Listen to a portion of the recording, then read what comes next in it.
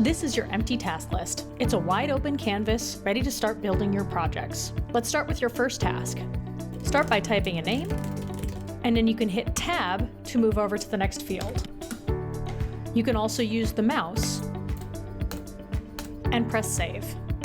You can also use the Enter key to save the line as well. If you'd ever like to re-edit a line, you can double-click anywhere in the gray space, or you can use the Edit icon. This icon to the left of the name creates a summary task.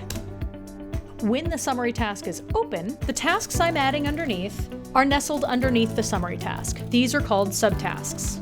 If I'd like to add a task outside of the summary task, close the summary task and start typing. For example, with all three of these summary tasks closed, I'm now adding what we call sibling tasks. These tasks are not nestled underneath and are equal to the summary tasks above it. If I happen to forget a task and I'd like to add one in the middle, no longer adding it to the bottom of the line, I can right-click and select Insert Task. That'll move my editing bar to underneath whichever task I chose to insert, and I can continue adding from there. If ever I want to get rid of this bar and have it go back to the bottom, use the browser to refresh your page, and every time the page is loaded, it'll be back at the bottom again.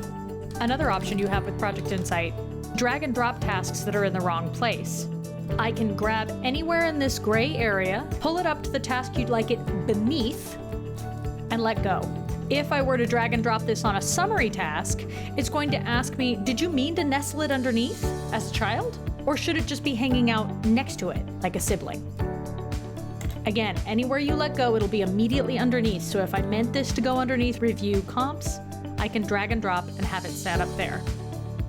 Like all pages in Project Insight, you can use the page display options to change which columns you see, but you can watch the video on changing the page display options to see more about that.